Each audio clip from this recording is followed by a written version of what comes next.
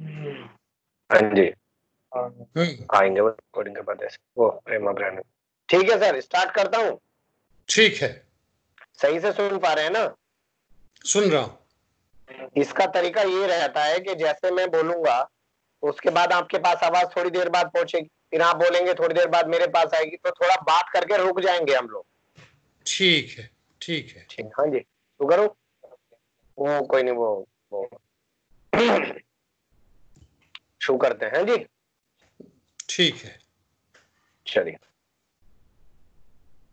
धाकड़ खबर में आपका स्वागत है। मैं आपके साथ हूं अकरम रईस खान। धाकड़ खबर प्लेटफॉर्म भले ही छोटा हो लेकिन मुद्दे बड़े उठाने की कोशिश करता है। हम लोग चाहते हैं कि हर मुद्दे, चाहे वो किसान का हो, चाहे वो मजदूर का हो, चाहे वो व्यापार का मुद्दा हो, सबसे आप रूबरू हो सके। जब से देश में लॉकडाउन लागू हुआ है तब से सबसे ज्यादा अगर दुर्दशा किसी की दिखाई दे रही है वो मजदूरों की। सड़क पे पैदल चलते हुए दिखाई दे रहे हैं, भूख से मौत हो जा रही है, धूप में चलने से मौत हो जा रही है, और पता नहीं कैसी कैसी तस्वीरें उनकी आ रही हैं, लेकिन उस पर कोई बात आज नहीं कर रहा।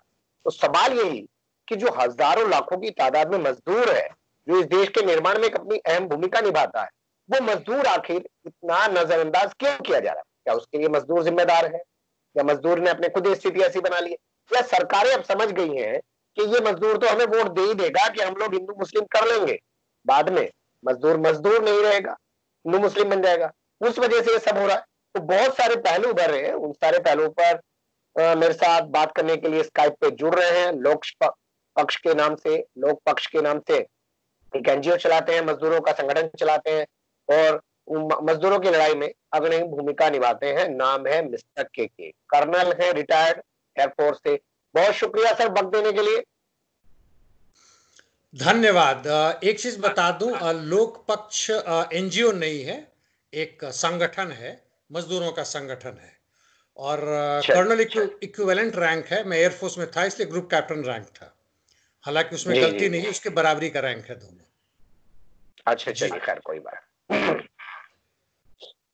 नहीं, कहे तो मैं दोबारा कर लूं? नहीं नहीं, बिल्कुल सही है, ये तो जाने दीजिए, कोई दिक्कत नहीं इससे। अच्छा मर्जी चलिए, हो ठीक है। जी। तो पहला मेरा सवाल यही पैदा होता है कि जो दुर्दशा है आज, क्या वो दुर्दशा के लिए मजदूर खुद जिम्मेदार है, क्योंकि वोट डालते हुए वो हिंदू मुस्लिम हो जाते हैं? ये मैं नहीं कहूंगा, इसके लिए हमें थोड़ा समझना होगा। एक मास साइकोलॉजी जो हमारे जर्मनी में भी हुआ था, हिटलर के समय में उन्होंने किया था, यह पैदा किया जाता है जब इस व्यवस्था में सड़ांध होती है।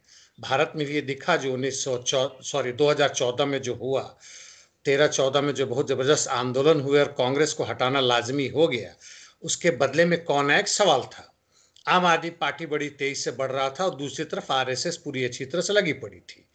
यहाँ के जो बड़े पूंजीपति वर्ग थे उन्होंने आरएसएस और भाजपा को साथ दिया। उनका चेहरा जरूर नरेंद्र मोदी रहे हों, लेकिन उनका लक्ष्य कुछ और था। और उन्होंने सारे मीडिया मीडिया की बात मैं आपको क्या बताऊं, आप हमसे ज्यादा जानते हैं, जिस तरह से ध्वस्त हो गया। सारे सोशल मीडिया पर उन्होंने कैप्चर किया। हर सड़क जी गली में उन्होंने जो भेजने शुरू किए अपने, जो उनके हायर्ड, गुंडा शब्द मैं नहीं कहना चाहता हूं, लेकिन उन्होंने जो किया, और हर तरह से उसका प्रचार किया। इसमें देशी नहीं, विदेशी मीडिया और विदेशी पूंजी भी शामिल हुए।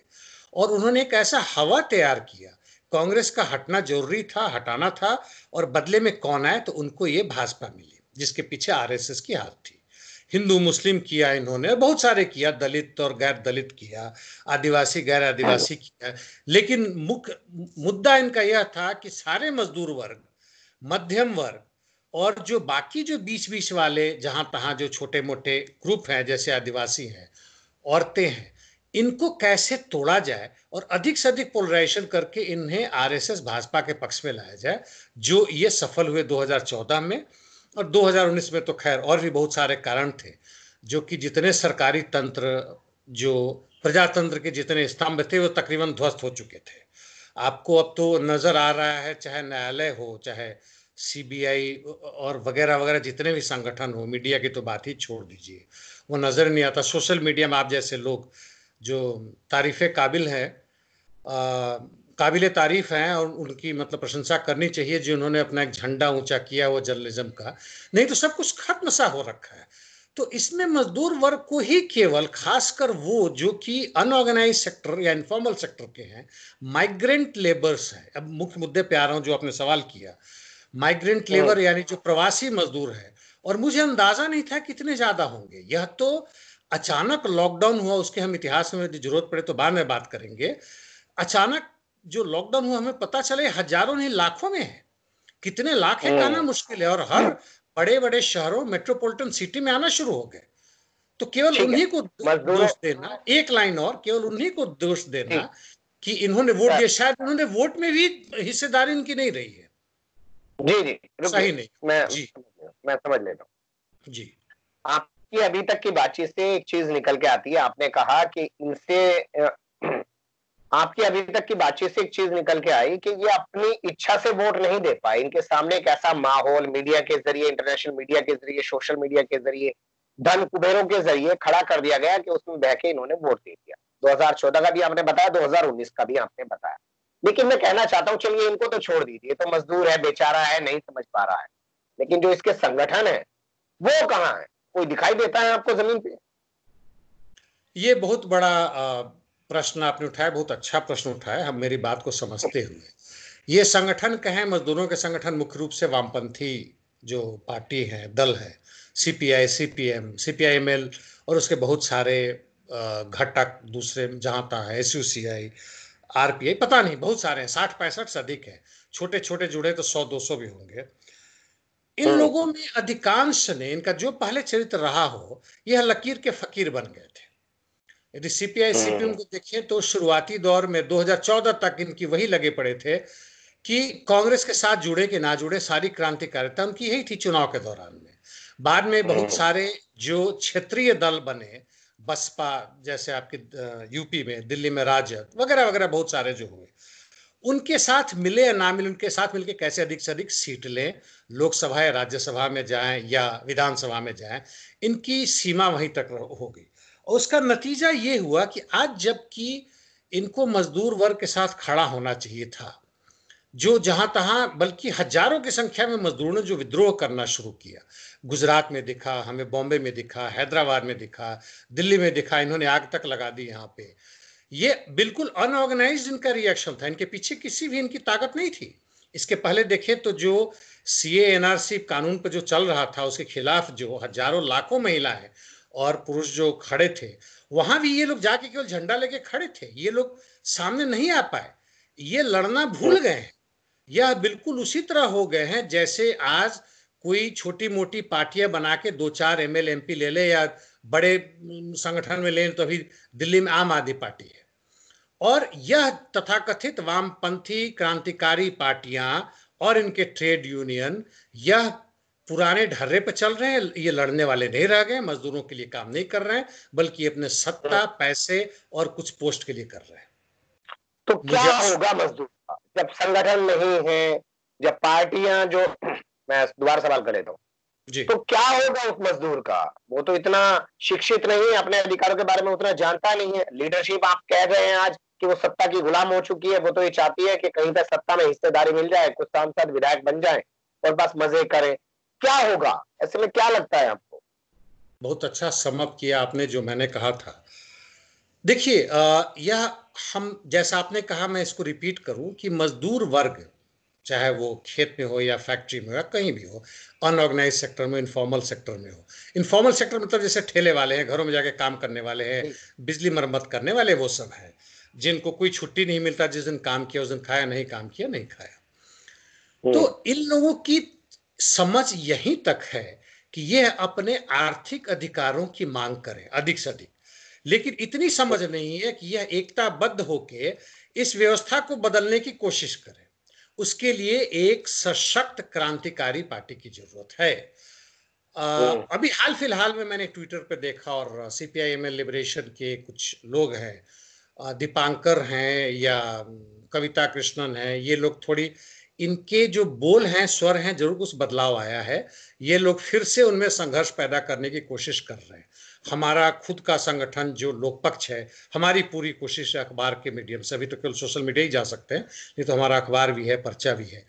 तो हमें फिर से शुरुआत करनी पड़ेगी, अपने पुराने पिछले जितने भी हमारे एक्सपीरियंस है, जितनी हमारी समझ है, ताकत है, फिर से हमें कोशिश करनी पड़ेगी कि हम ऐसी एक क्रांतिकारी दल पैदा कर सके जो कि मजदूर वर्ग को लेकर आगे बढ़ सके। और क्रांतिकारी दल बनने के लिए उसमें जरूरी नहीं कि लाखों लाख और करोड़ों हो, नहीं। क्रांति यदि होता है, यदि बदलाव का उफान उठता है, उसको लीड करने वाले में हो सकता है 40-50 हजार 1 लाख ही उसके ऐसे सदस्य हों जो इन बातों को समझते हो, और वह कोशिश जारी है। नहीं तो यह जो आज की जो परिस्थिति है, हमें 10 वर्ष तो पीछे लेके जा ही चुकी है, हम और पीछे जाएंगे। जो हालत जर्मनी का हुआ था, जर्मनी का हालत तो इसलिए हुआ था कि रशिया की, सोवियत की जो फौज आके उसको हराई थी और बाद में बाकी सारे यूएसए और यूके मिले थे।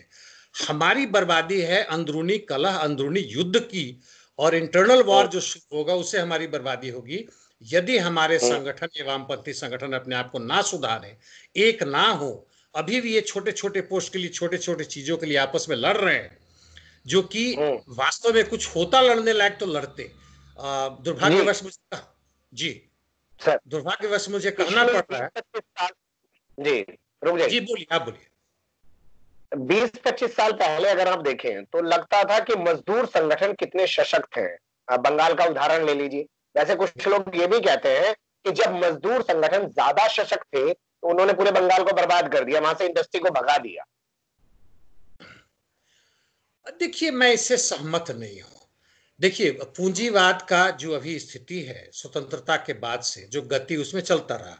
उदाहरण के लिए कहें कि उस समय लोग कहते हैं कि नेहरू जो है कि समाजवाद का एक रूप लेके चले थे, लेकिन नेहरू या कांग्रेस के पास उस समय मजबूरी थी कि उस समय के बड़े पूंजीपति टाटा बिरला जो भी थे, इतनी सशक्त नहीं थे, इतने पैसे नहीं थे कि वो बड़े बड़े इंडस्ट्री खड़ा करते, जैसे रेलवे, जैसे शिपिंग, एयरलाइंस, ये उसके हालात नहीं थे। इसलिए जरूरी थी कि उसको सरकार अपने हाथ में ले और सरकारी धन का इस्तेमाल करे। और जब इनकी इतनी ताकत हो गई 1990 के बाद से, जब मनमोहन सिंह जब वित्त मंत्री बने और उसके बाद से जो हुआ, और तथाकथित जो रिफॉर्म का दौर शुरू हुआ, उस समय से लेकर आज तक देखिए तो वो जो मजदूरों ने जो बनाया था, क्योंकि संपत्ति कुछ भी बने बिना मजदूरों के हस्तक्षेप के नहीं बन सकता, उनकी श्रम शक्ति का निहित होना जरूरी है। जब उनके श्रम खर्च होते तभी कुछ नया मूल्य पैदा होता समाज में। और जब पैदा हो गया, करोड़ों अरबों का जब बन गया, 2-2.5 ट्रिलियन से अधिक जब हमारी ताकत बन गई, उनको जब पूंजीपति इस हालत में हो गए, तो अपने दलों के साथ, चाहे कांग्रेस रही हो 1990 से लेके जब जब तक वो थी, बीच में वाजपेयी सरकार आई, अब फिर मोदी सरकार आ गई, अब उसको वो वापस ले रहे हैं, चूंकि मजदूरों की शक्ति ध्वस्त हो चुकी है, विरोध करने में असमर्थ है। और धीमे धीमे करके हर पब्लिक प्रॉपर्टी, हर पब्लिक वेल्थ, चाहे वो बैंक से हो, चाहे रेलवे हो, एयरलाइंस हो, एयरपोर्ट हो, वह धीमे धीमे करके वह लेते जा रहे हैं, वापस करते जा रहे हैं। यह हमें उसके विकास के रूप में देखना चाहिए, ना कि मजदूरों ने बर्बाद किया बल्कि उसे बनाया। जी, मैंने बंगाल का जो आपसे जिक्र किया वो इसलिए किया क्योंकि वहां पे इतने मजदूर संगठन सशक्त थे, मजबूत थे कि इतने आंदोलन करते थे कि वहां से इंडस्ट्रियां भाग गई। तो अगर फिर से मजदूर संगठन सशक्त हुए तो फिर से वो इंडस्ट्री को भगा देंगे। मैं ये कहना चाहूंगा कि सीपीएम अपना चरित्र जो था, कहने के लिए communist party of India, Marxist थे ये, लेकिन उन्होंने अपना चरित्र एक बुर्जुआ पार्टी की तरह ही कर लिया। और ये इन्होंने, इनके जो बीच वाले मध्यम जो लीडर्स थे, जैसे मुखिया से लेकर ऊपर तक थे, या पार्टी के जो होल टाइमर थे, इनको चलाने के लिए इन्होंने चंदा वसूलना शुरू किया, जबरदस्ती चंदा लेना शुरू किया, और उसमें पूंजीपतियों को भी कष्ट दिया। तो ये दोनों इस तरह की मिश्रित अर्थव्यवस्था चलने वाली नहीं थी, और इनका उसमें हाथ है उसे खत्म करने में। अपने मजदूरों को, अपने कैडर को ट्रेनिंग देने के बजाय इन लोगों ने उसको लूट के उसमें शामिल करा दिया, जो पहले कांग्रेस करती थी।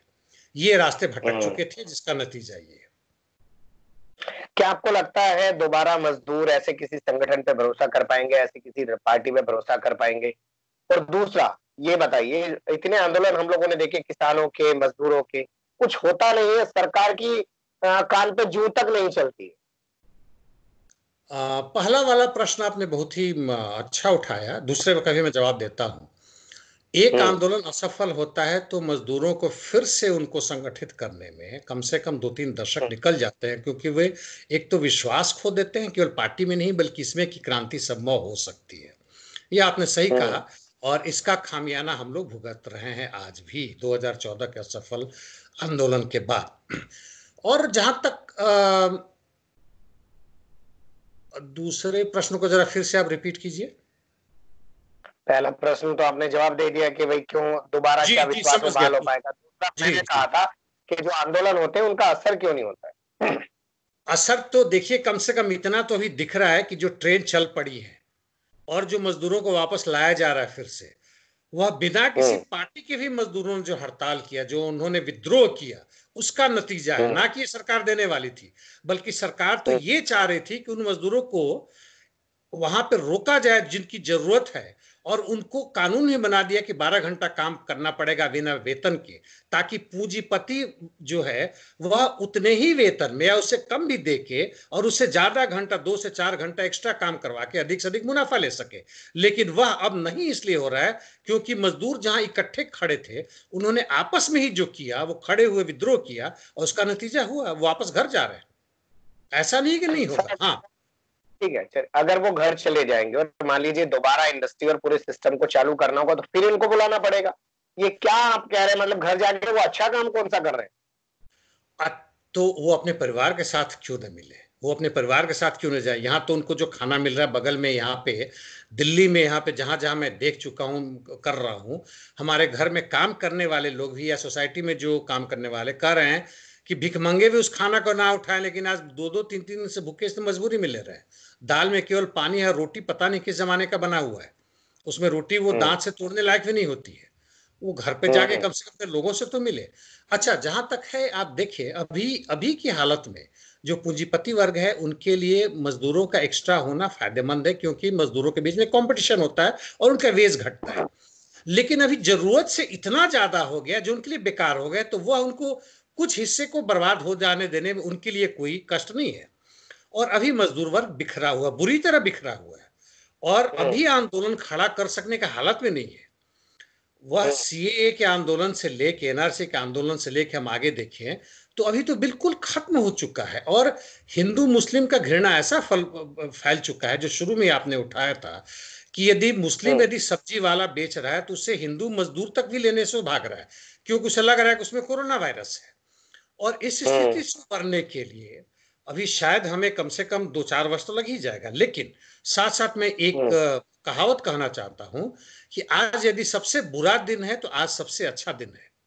मतलब ये कि हम्म इस बुरे दिन के बीच से भी यदि वामपंथी ताकतें अपने अपने स्वार्थ छोड़ के सरकार हम्म को समझाने के बजाय, वो समझा सरकार के लिए प्रस्ताव लेके जा रहे क्या करना चाहिए, ऐसे जैसे कि सरकार को पता ना हो। इससे बड़ी मूर्खता क्या हम्म होगी।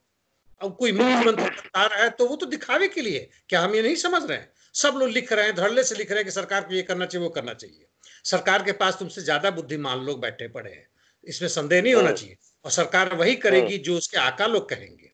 तो इस चीज को यदि हम्म हम समझें तो सबसे बुरा दिन होने के बावजूद यदि यह वामपंथी शक्तियां, ट्रेड यूनियंस मिलते हैं और यह एक बड़े आंदोलन की तैयारी करते हैं कि ताकि जो उभार उभार तो होगा, जनता मरेगी तो उभार होगा, और ऐसा नहीं होगा करोड़ों लोग भूखे मर जाएंगे, वो उठेंगे जहां भी होंगे, और एक बदलाव आएगा। या तो इस फांसीवाद को पीछे हटना पड़ेगा या वह ध्वस्त हो जाएगा, और जो भी होगा। और दूसरी चीज ये भी है कि फांसीवाद इस हालत में अपने आप को कितने दिनों तक टिका सकता है, कब तक वो लूटता रहेगा। लूटने की भी तो अंत है, वो खत्म हो चुका है, सारे सरकारी खजाने खत्म हो चुके हैं, नहीं नहीं, और जनता की मैं लूट। आपसे आगे, मैं आपको आगे ले जाना चाहता हूँ थोड़ा। जी। खबर ये है कि दिल्ली एनसीआर में जो कुछ इंडस्ट्री शुरू हुई है, वहां पे आधार कार्ड देखिए, अगर कोई हिंदू मजदूर है उसको तो एंट्री दे रहे हैं इंडस्ट्री में, फैक्ट्री में, लेकिन अगर जी मुस्लिम मजदूर है तो उसको एंट्री नहीं दे रहे। तो जी। कहाँ वो हिंदू जो मजदूर है वो अपने उस मुस्लिम मजदूर के लिए खड़ा हो रहा है कि भाई इसको भी अंदर लो तभी मैं काम करूंगा। वो तो कह रहा है भैया मुझे अंदर ले लिया बहुत।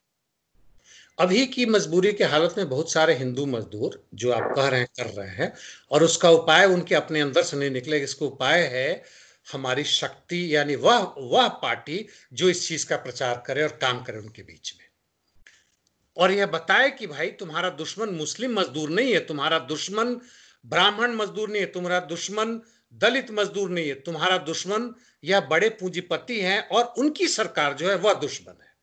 इसको तुम समझो, और इसको नहीं समझते हो तो आज नहीं तो फिर तुम कल होगे। और इस चीज को हमें कितना भी बुरा दिन आए, जो भी मौका मिले, जैसे आज आपके थ्रू माध्यम से हो रहा है, हमें इस चीज को बार बार करना पड़ेगा। और यह सबसे बुरे दिन से हम सबसे अच्छे दिन की तरफ बढ़ने पे हुआ, वहां से हम आगे बढ़ सकते हैं। दूसरा कोई मेरे समझ में कोई रास्ता नहीं है। चलिए, आप लोगों ने कोई ऐसा डाटा तैयार करने की कोशिश की हो, या आप जैसे मजदूरों पे काम करते हैं, आपके पास ऐसी कोई संख्या कहीं से आई हो? पूरे लॉकडाउन के दौरान भूख से कितने मजदूरों की मौत हुई है? पैदल चलते हुए जो लोग थे वो कितने मजदूर मर चुके हैं? कोई डाटा आप लोगों ने कलेक्ट किया है, या आप लोग भी बस घर पे ही बैठे हैं सब लोग? इसमें मैं माफी चाहूंगा, हम लोग डेटा तो नहीं कलेक्ट कर पाए हैं, और हमारी कोशिश होती है कि ऐसे ऐसे संस्था जो कर रहे हैं, जो हमारे हमें नजर मिलते हैं, उसको हम जमा करें।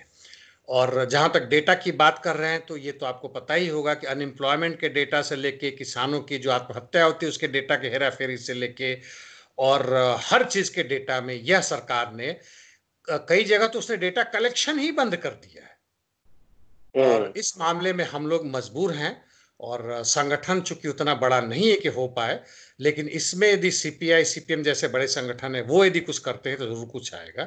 इसलिए मैं डेटा वही दे पाऊंगा जो आपके पास है, इससे अधिक मैं डेटा नहीं दे पाऊंगा जो हमें मीडिया के माध्यम से मिलता है।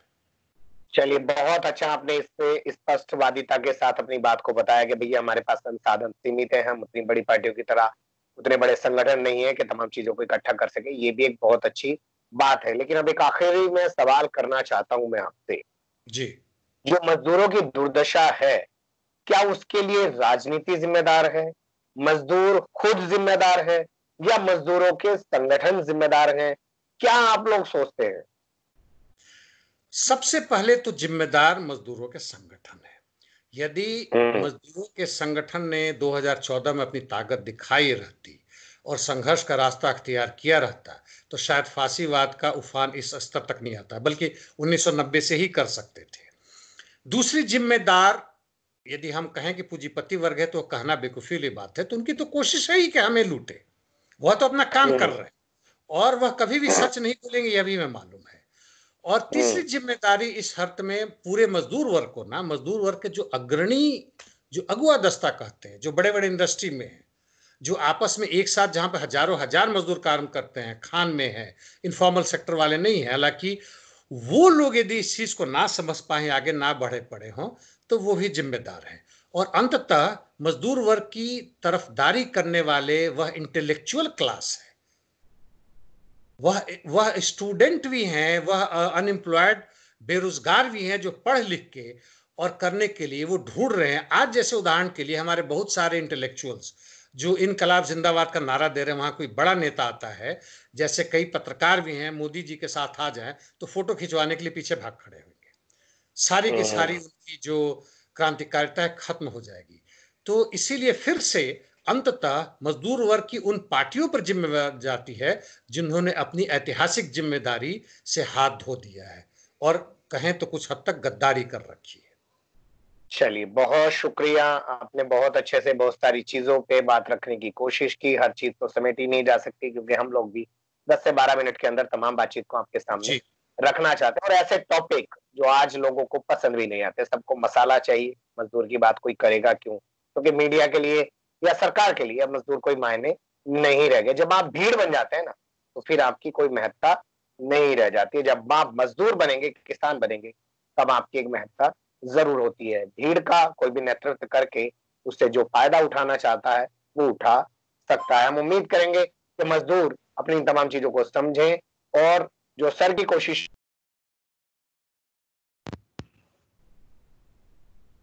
का वो अपने इंसाफ के लिए खड़ा हो सके, लड़ सके। बहुत शुक्रिया। बने रहेगा धाकड़ खबर के साथ। फिलहाल कमेंट्स के रूप में आप अपनी राय दे सकते हैं, अगर लाइक कर सकते हैं, चैनल को सब्सक्राइब कर सकते हैं, और ज्यादा से ज्यादा हमारी खबरों को शेयर कर सकते हैं। फिर ऐसे ही किसी सुलगते हुए अवसर से मुद्दे लेकर मैं आपके सामने हूँ हाजिर। फिलहाल अभी नहीं। बहुत शुक्रिया सर, थैंक यू। बहुत बहुत धन्यवाद आपको भी। काट दीजिए। आप ऐसे मुद्दों को जो